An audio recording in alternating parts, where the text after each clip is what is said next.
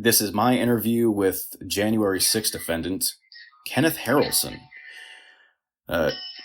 Ken, first I'd like to start off with some background information. Who was Ken Harrelson before January 6th? So let's see. I was a retired Army sergeant, medically retired from the military in 2011. I worked for SpaceX on a build team from 2014 to 2018. And I worked for several other fucking companies building aerospace ground support equipment. I joined the Oath Keepers in late 2018, early 2019 because of the promotion for disaster relief online. And then in 2020, we had the summer of love and things kind of ticked up. So I started doing security work voluntarily for the organization. And that's what led me to January 6th. The Oath Keepers were obviously a big talking point after January 6th, much like Proud Boys or 3%ers. Can you explain why the Oath Keepers were in D.C. on January 6th and how you were, I guess, enlisted for that? Yeah, I got a phone call after the first and was asked if I'd volunteer to do a personal security detail for Stop the Steal and Ollie Alexander and Roger Stone.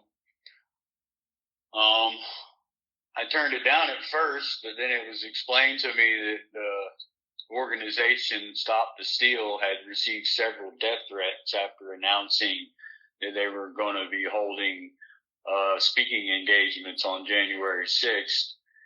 So after being convinced that my room and board and travel expenses would be paid for, I just decided to go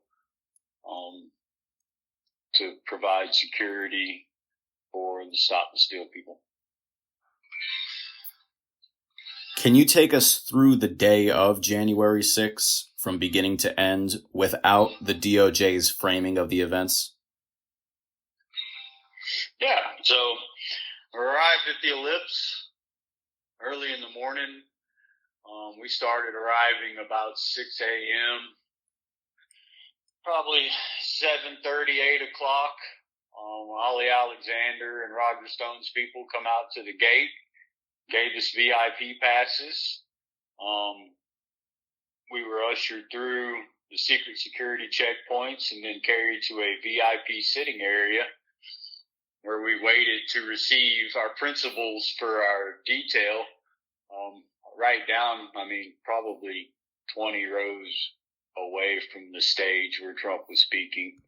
And they had like a whole VIP area, but it was kind of quick. They came over and told us that they were getting ready to move to the Capitol. Trump hadn't even finished speaking yet, I think, at that time, but we received about 15 principals from the organization Stop the Steal, and we moved them from the Ellipse through the crowd to the east side of the Capitol building where they were supposed to be a stage setup for their speaking engagement.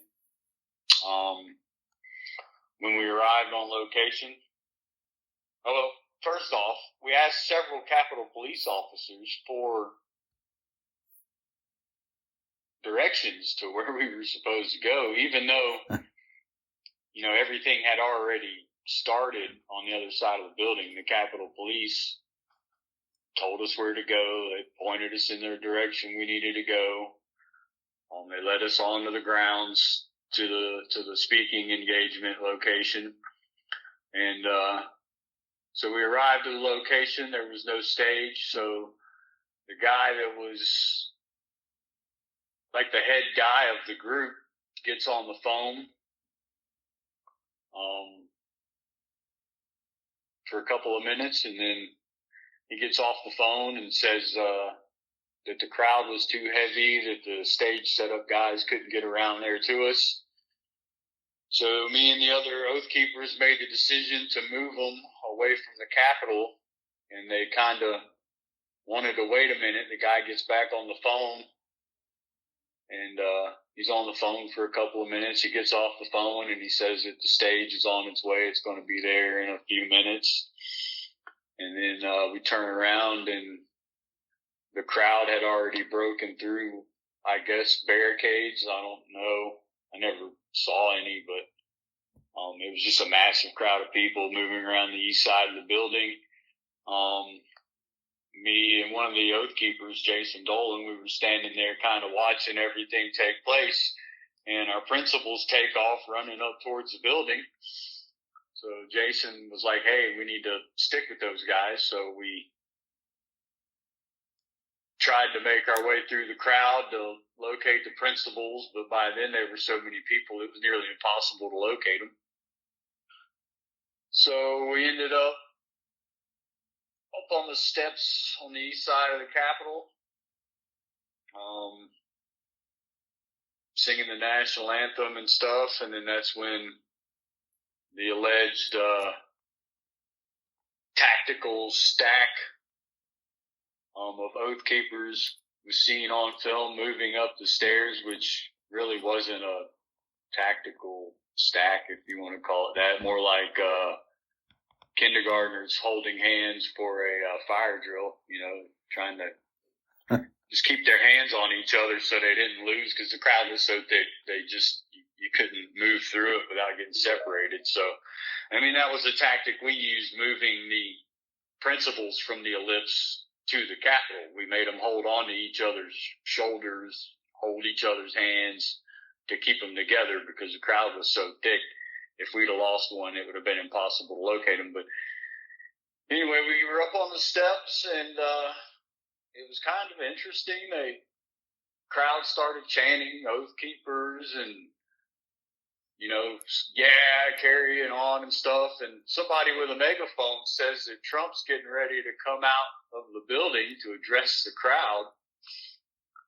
So the crowd piles up around the door, and the door is open. And we basically got pushed through the doors because the crowd was so thick, you couldn't get out. You couldn't go left or right, because if you'd have tried to peel off, you'd have got knocked down and trampled. So we ended up getting corralled into the building, and walked around, looking around at the paintings and stuff, and Kelly comes over and grabs my shoulder and points out a guy that was on his knees right in the middle of the rotunda.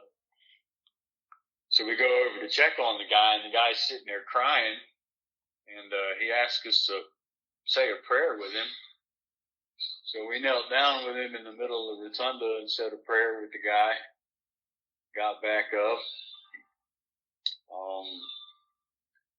We then moved over to a location at the entrance of a hallway where we were just kind of meandering around, looking around and stuff, and there was some commotion going on down the hallway. So one of the guys, Joe Hackett, goes down the hallway. He comes back up, grabs me, and was like, hey man, there's a crowd down here in front of this police officer, and they're like yelling and screaming at each other. He's got a rifle, and it looks like things could get kind of shitty. So I go down and check it out. I stand across the hall from this Capitol police officer. He's got an M4 rifle, holding it at the low ready, white knuckle grip, big old saucer eyes. You can kind of tell he was in distress. And he's arguing back and forth with these protesters. They were trying to go down a set of stairs, and he kept telling them that he couldn't let them go down the stairs. And one of the protesters screamed at him that if he didn't move out of the way, they were going to drag him out of the building. And he said, I'll take as many of you out with me as I can before you get to me. And that's when I stepped in and asked him what was going on. And he was visibly shaken, scared. That's when we first heard of any type of violence, because we hadn't seen any violence, police fighting, anything up until that point. But he proceeded to tell me that they were carrying police officers out on stretchers, and they had officers down. And, so I told him to sit tight, and I went back to the hallway and to the rotunda and grabbed Kelly and told Kelly what was going on. And we went down and formed a line in front of him to separate him from the protesters so he could calm down. And we actually ended up getting chastised by the protesters. We were being called traitors, and we were protecting the cops and protecting the politicians, and we were traitors and whatever, we just kind of shrugged off like whatever. So once that situation cooled down, we took the information that we'd gathered from him and decided that it was time for us to leave. So we made our way out of the building. We go back out of the Columbus doors, the doors we came into, and peeled off to the right of the door on the mezzanine up there, and started talking to Capitol Police officers over there. I remember a guy come over and he grabs Kelly Meggs and he says, "Hey, if you guys want to help us, go guard this window." On the other side of the door, there was a window that had been busted out. And I told Kelly, I was like, "Man, something's not right here. We don't need to go over there. We need to get away from the building." So we proceeded to go down to, I can't remember if it was north side or the south side. And we met up. There were other Oath Keepers there. We all kind of met up, did a head count, and then left for the day. Went back to the hotel room, drank some beer, turned on the news, and went, "Holy shit," because, we didn't know everything that had been going on. Like I said, we never saw any violent actions or any protesters fighting with police other than that argument between those protesters and that one Capitol Police officer. How much time passed between January 6th and your arrest, and what was the buildup to your arrest like? Well, when we left from D.C., we thought nothing was going to happen to us because we didn't break anything. We didn't assault any police officers. We actually helped a police officer. So we didn't think anything was going to come of it. I didn't realize that we might have been being looked at. I think I got arrested March 11th, so from January 6th to March 11th, just kind of did my own thing. I basically just lived my life. About a week before I got arrested is when they arrested Kelly Meggs, and then I was kind of like, well, they're probably going to want to come talk to me. I didn't think they were going to come arrest me, but I figured they'd come talk to me. But I was outside cleaning the gutters on the front of my house, and a line of minivans turned the corner, and I looked over my shoulder, and I went, this is interesting. And all the minivans come to a stop in front of my house, and armed federal agents from the Homeland Security, the Department of Homeland Security, the U.S. Border Patrol, FBI, local law enforcement, county, city, and law enforcement from other cities that are south of me. But I remember they wanted to, the FBI agent wanted to cuff me up and take me out and sit me down in the front yard.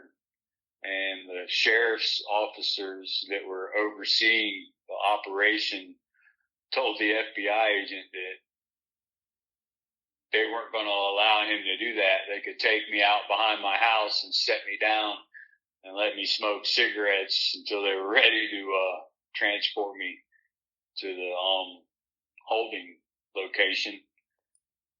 So I mean that was pretty cool, but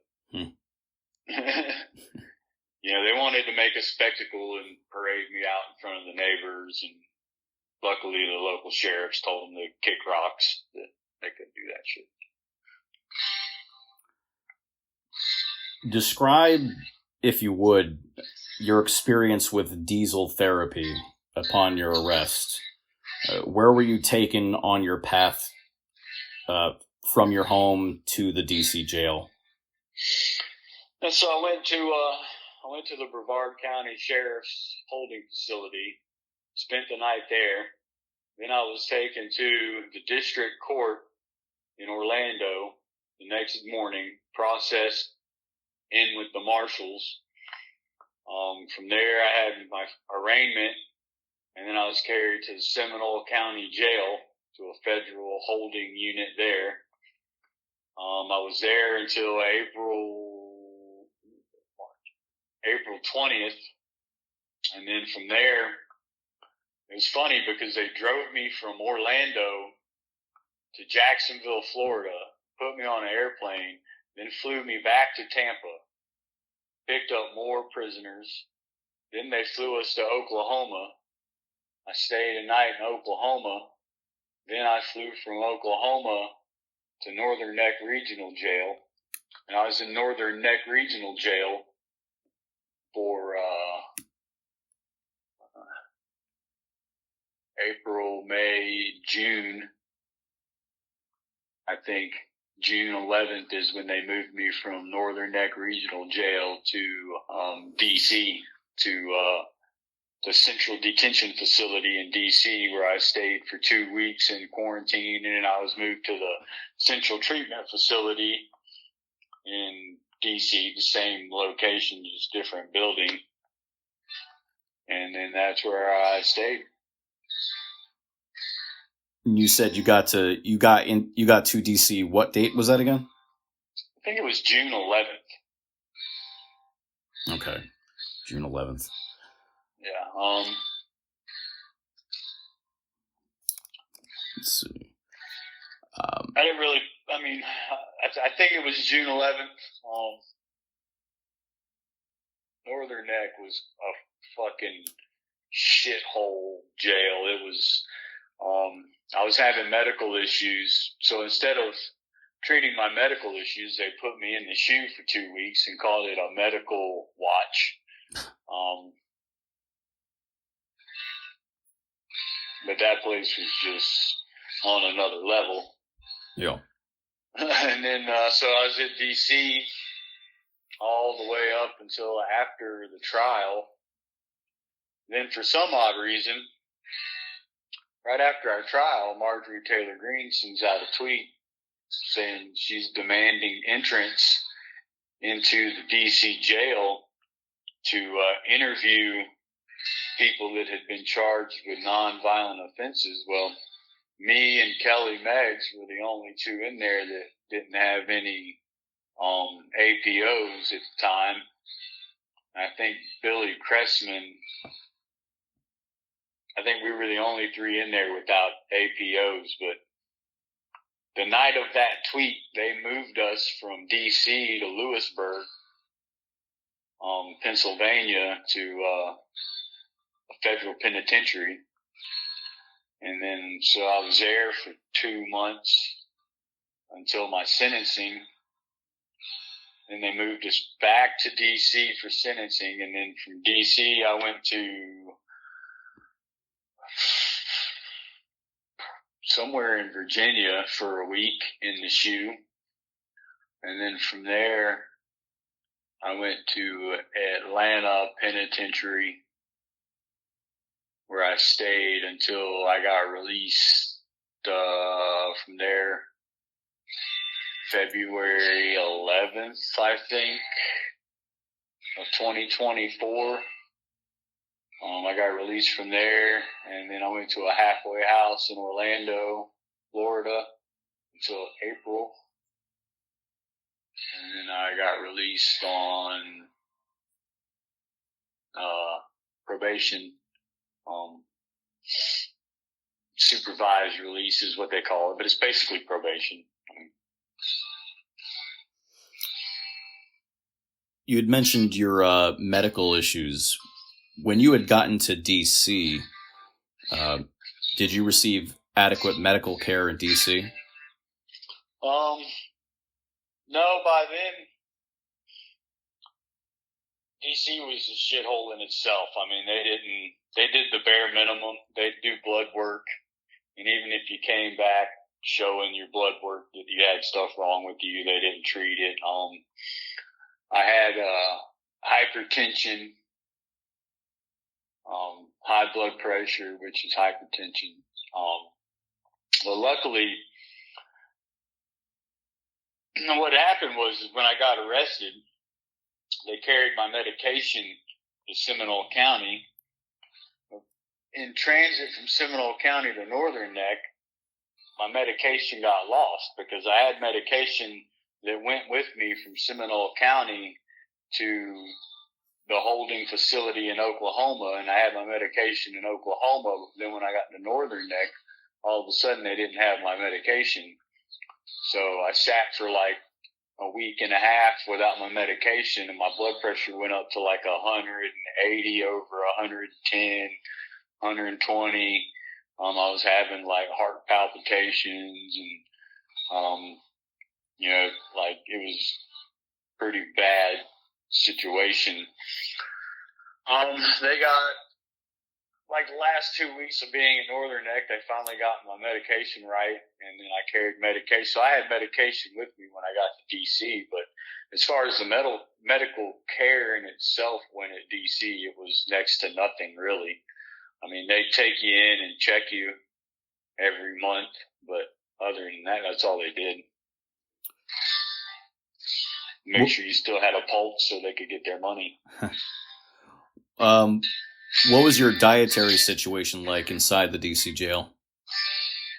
Oh, it was garbage. I mean, constantly being served rotten food, molded bread, cheese sandwiches for fucking dinner, wilted, expired vegetables. We would get breakfast trays that had brown, slimy, boiled eggs in them that smelled rotten high heaven. A couple of times we got trays that smelled like cleaning solution and bug spray.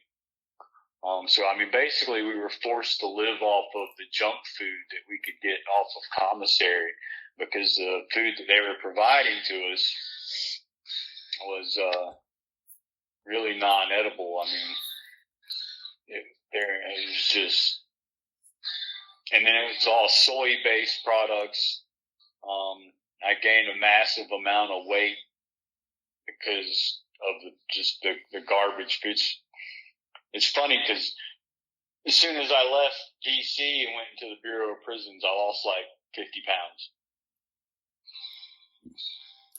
because of the way the dietary shit is in DC. Because, I mean, you basically have to eat junk food because they don't serve you edible food. Well, building off of the medical and dietary situation, what was your situation with recreation in terms of going outside or having access to exercise equipment or anything like that? The first year, year and a half I was there was none. It was solitary confinement, 2.5 hours out of your cell a day.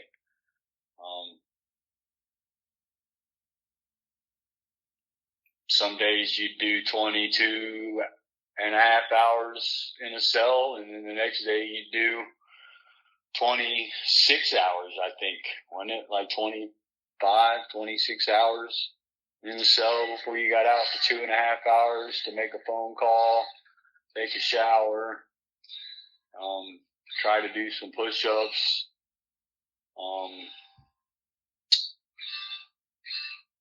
Eventually they started giving us recreation, but I mean, they were only letting us go out once a week. They were only taking us to have recreational time once a week, sometimes only once a month. I mean, it was the same thing with hygiene. We didn't have access to hygiene the first 18 months I was there. No haircuts, no way to shave your face.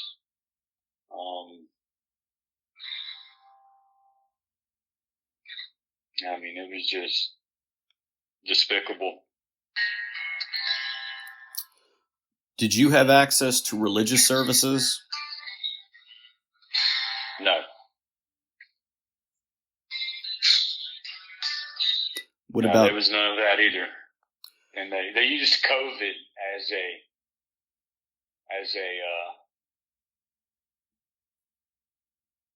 a reason for not giving us any religious services. It was next to impossible to get a Bible for the longest time. Was that true for the other side of the jail? No.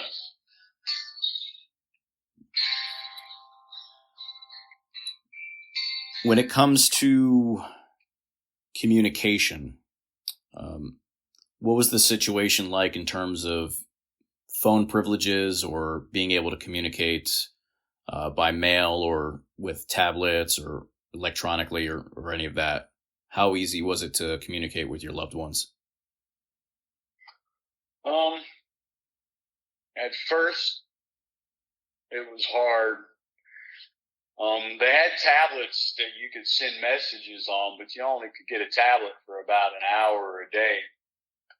So the only time you could talk to your family was when you were out of your cell for taking a shit, your 2.5 hours. And when there's 4 phones and 15, 20 dudes out at a time, you might get a phone call in, you might not. You might have to wait the next day.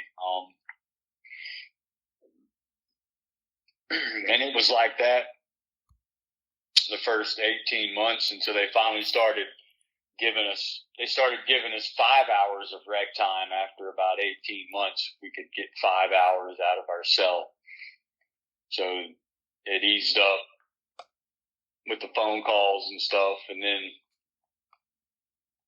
when we were abruptly moved to Lewisburg, when we got back, they had issued enough tablets so everyone could have a tablet, and the tablets had phone apps on them, so you could actually use the tablets from your cell like a phone to talk to your loved ones.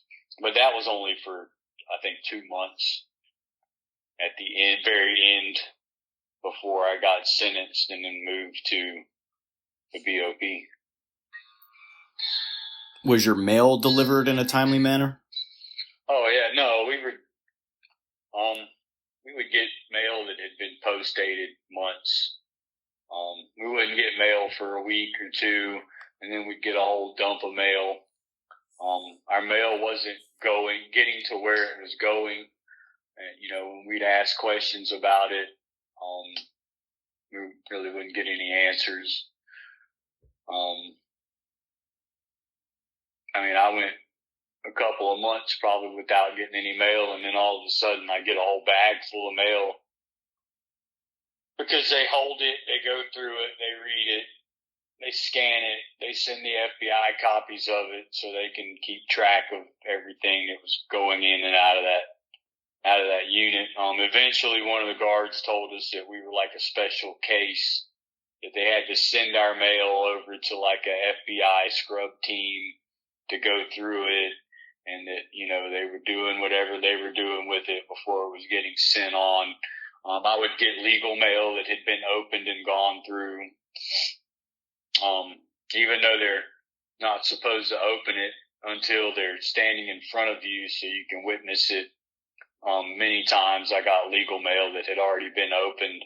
They just slide it under the cell door and fucking carry on. Well, on the topic of legal mail, what about the grievance process? Were grievances ever addressed properly? No. It was funny the way they do grievances. So they had like a 4-step process. You could take grievances up, step 1, and if it wasn't answered, then you file a step 2, and then if that weren't answered, you file a step 3, and if that weren't answered, you filed a step 4, and the step 4 was supposed to go to the warden and get addressed by the warden. But what they would do is they wouldn't answer the grievances. So you'd get to like step 1, step 2. When you file a step 3, you would get the step 3 returned to you, and they would scratch out the step 3 and put step 1 on it, basically starting it over. So they weren't even taking the grievances up the chain of command like they were supposed to be doing. And I mean, they didn't address them at all anyway. But I mean, I got stacks of grievances to show that how they were operating, and you can clearly see that they would mark out the step and change it, change dates on them. They would mark things out and change things. So, no, I mean, the grievance process was just it was a policy that they had in place, but they didn't have to honor it. I mean, it's kind of like asking the criminal to investigate themselves, Did you and the other inmates have access to visitation from family? Not the first 18 months. I couldn't even have access to my attorney. And then I want to say they started letting us have visitation, but it was only once a month. And being that, everybody was from all over the country, your family can't afford to come out and see you. So I had visitation with my wife, I think, during my trial, and that was it. I had visitation from my attorney one time in 18 months. Legal meeting. That was going to be my next question. Did they ever bar your attorney from appearing? Was your attorney ever turned away? Oh, yeah. Yeah, a couple of times he came up there and they had turned him away because of the COVID. They used COVID. They used COVID as a vehicle to violate our rights constantly. Because, I mean, regardless of what people think, you still have rights being a pretrial detainee. You haven't been found guilty of anything. But they use COVID, like I said, they use COVID as a vehicle to violate those rights. So,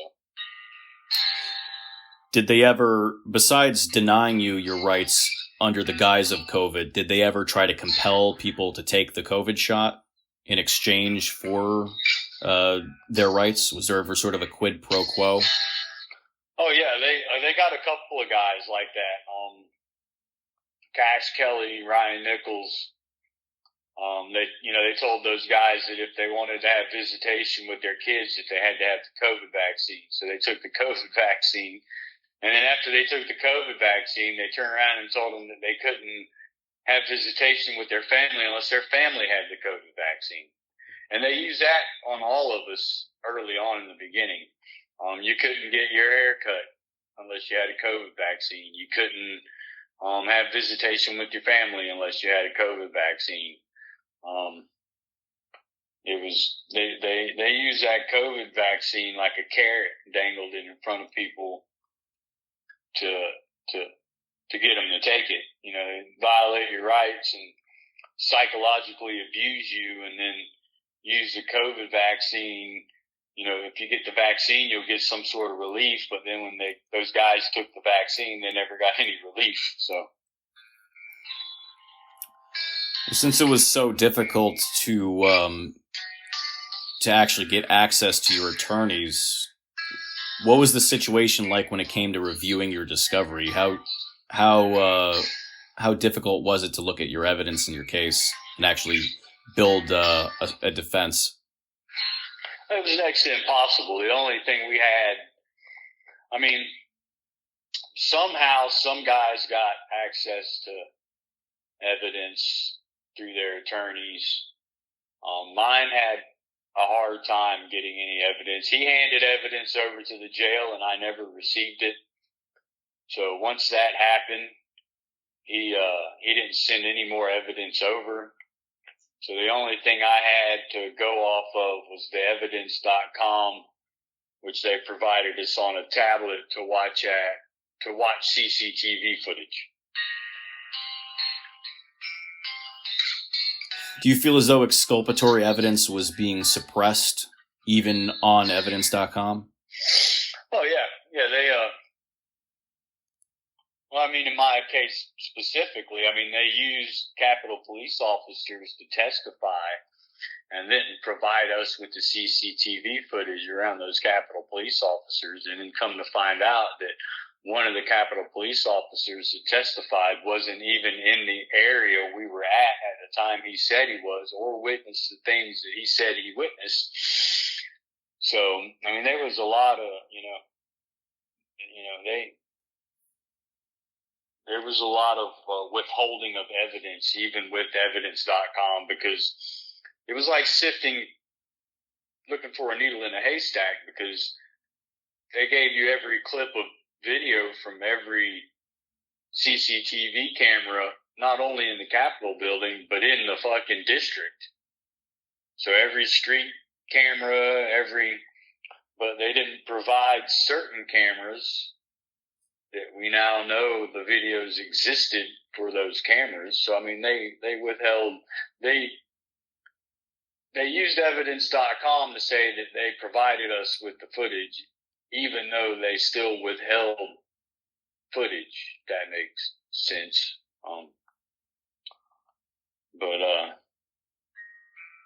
I mean, there was a lot of,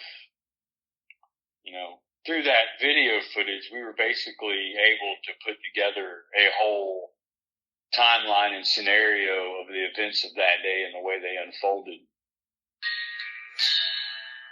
Not just around our case, but the event in itself. What do you feel your treatment was like from the jail as a whole, and I suppose from the guards more specifically? Well, there were some guards. I mean, coming in, those guards, they all thought, especially the American ones that were from the area, they looked at us as white supremacists and racists and domestic terrorists. Some of them eventually came around, but it was kind of funny because the ones that were more sympathetic to our plight were the majority of the immigrant guards that they had there. That jail is probably about 70% African nationals that are here on green cards, basically indentured slaves to the police unions, because they would complain about the job. And when we'd say, well, why don't you go find another job? They'd say, we can't because we're here on a work visa, and the police union paid for the fucking visa for them to be there, and they basically own them. The majority of the African nationals that were guards there were sympathetic towards us and treated us more humanely than the Americans did. What are examples of poor treatment from the native guards. The native guards. It's funny you have to put it like that. The indigenous.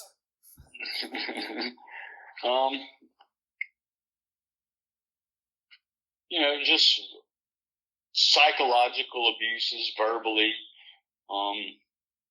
some physically, because, several times they'd come in the unit. I saw several guys get pepper sprayed in the face for no reason, all by the American COs.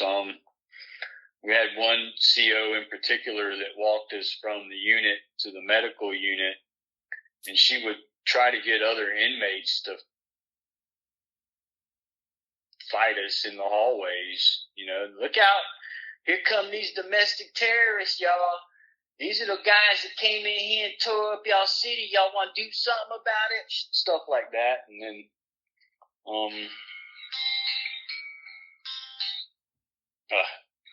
that fucking bitch. Anyway.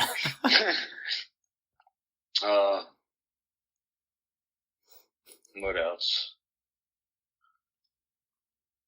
I mean, that's pretty much it. I mean, a lot of psychological abuse from the guards.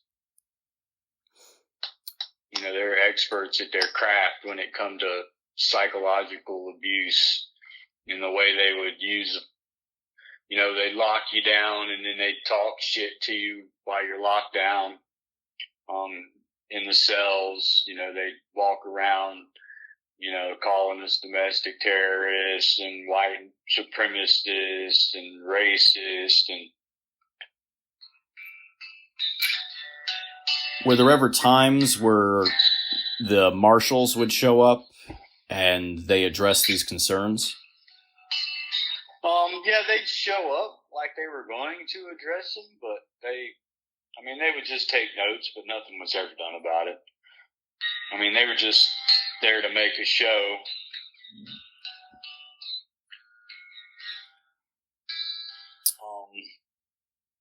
They were in there a few times to inspect the unit, because the marshals have to certify them to hold federal inmates, and they would come in to inspect the units.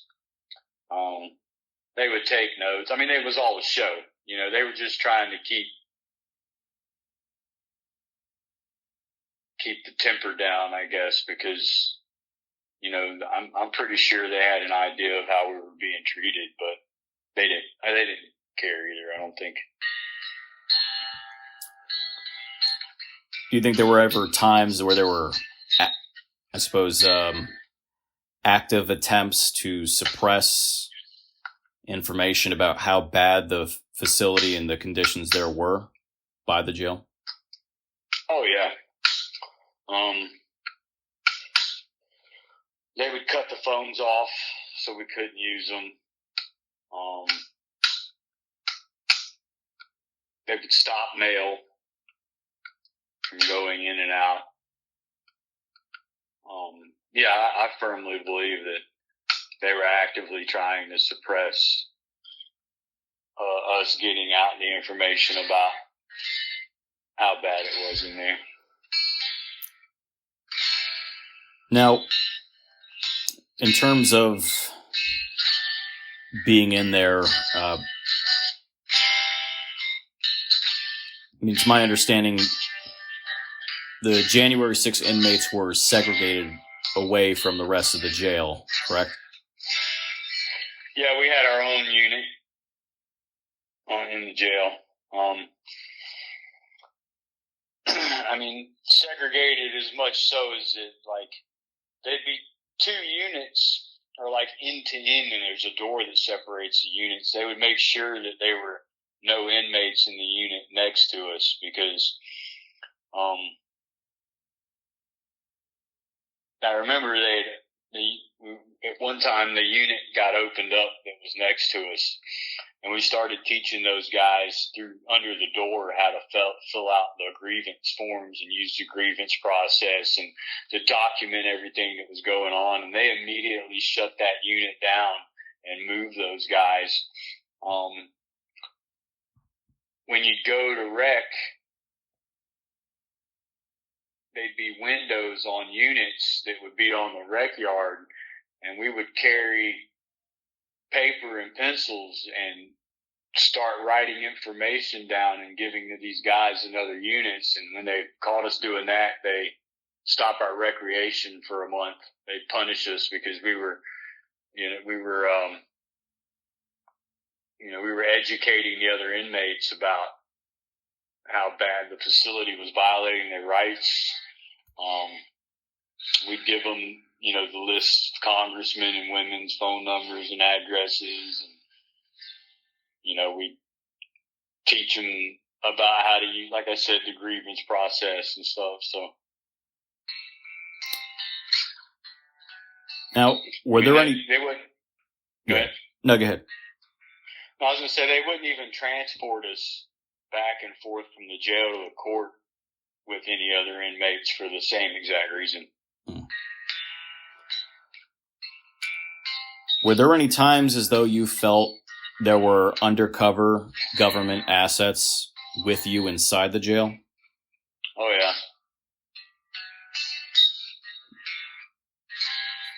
Yeah, they were. I mean, we're sure that there were several of those guys in there that, even though they may not have been confidential human sources for the FBI, but they were using their position in the facility to gather information on other defendants to then hand over their prosecutors so they themselves would get treated.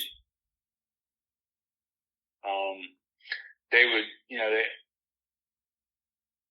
the government would take it easy on them for cooperating and providing information on other inmates. What's this shit on Telegram? I heard you had been groomed and molested as a child.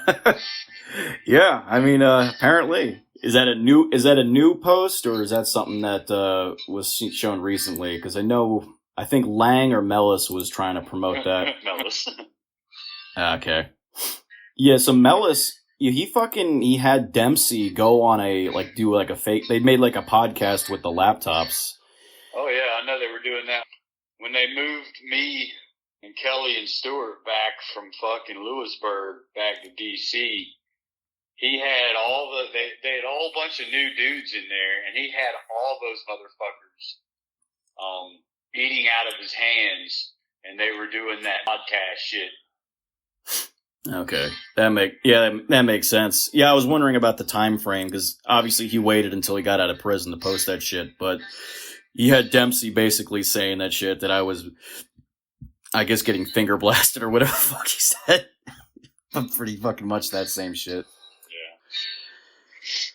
Fucking, Well, it was confirmed, our whole suspicion about him being a fucking working. I mean, he might not have been a Fed on January 6th, but he was definitely working in that fucking jail. Yeah. Well, you know how he was getting people to write testimonials? Dempsey or Mellis? Mellis. Mellis he was definitely a fucking rat. Yeah, so McGrew wrote a fucking testimonial for Mellis, and it never got published. But when he went to sentencing, his prosecutors had the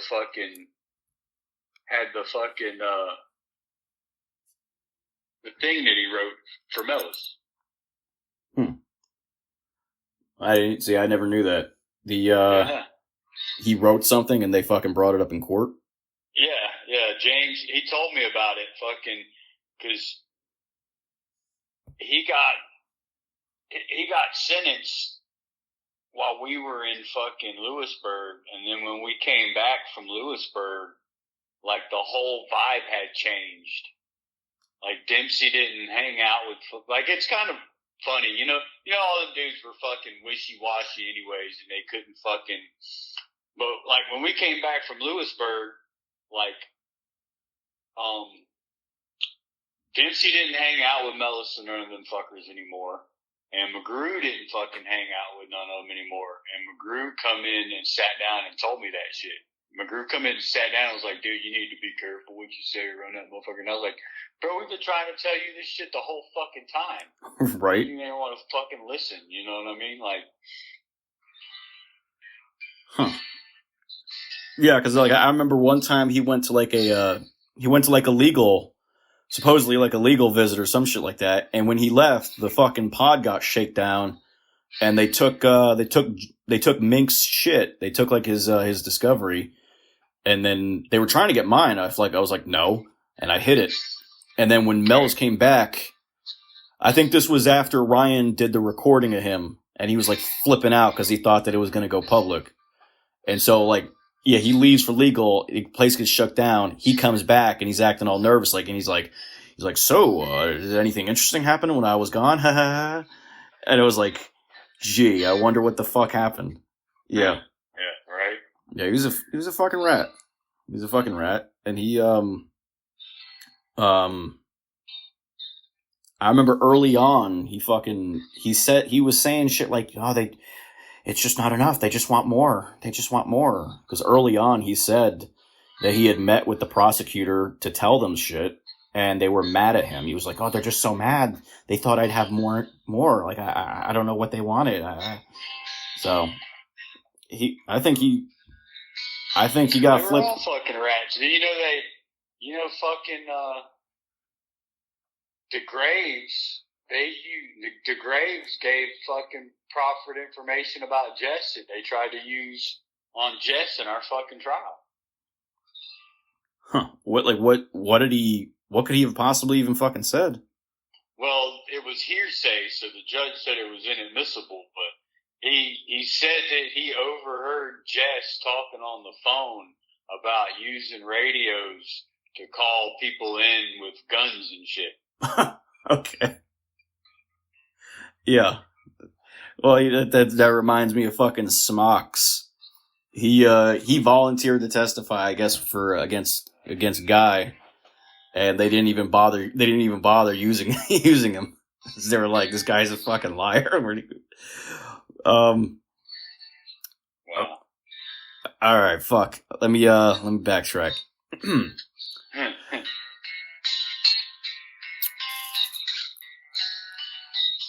I'd like to give you the floor to speak open-endedly about your time in the DC jail, if there's anything else you'd like to address.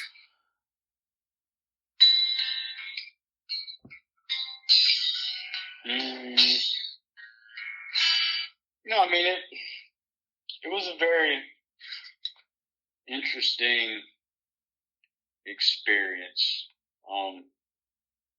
I think we had more good times than we did bad because of the camaraderie we had there between the January 6th defendants, with the exception of the bad apples that were in there. And there were several bad apples in there. Has your time in captivity had any long-term impact on your health, your mind, I suppose even your spirit? Oh yeah, I mean it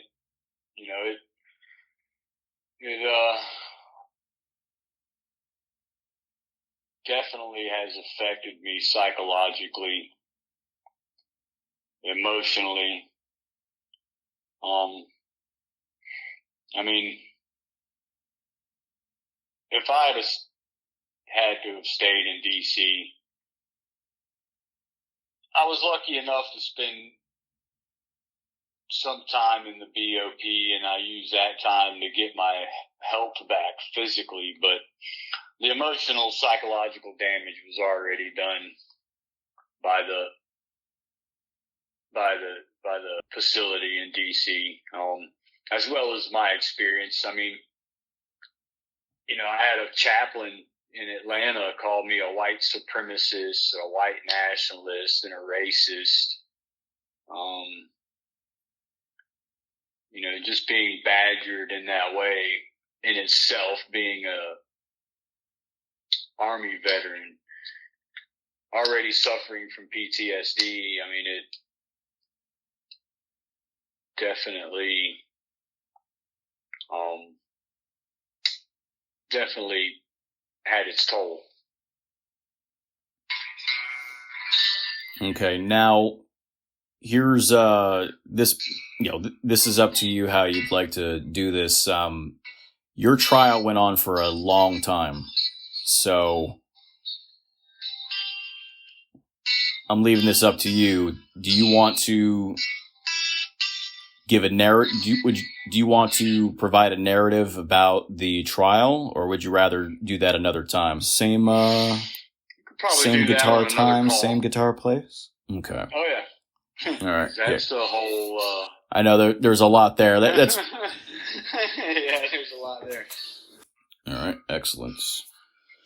All right. I will save this, and I will go drop 5 pounds.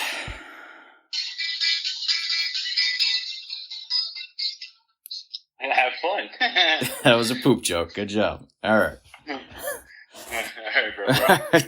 Take it easy, man. You have a good night. Thank you. You too. Later.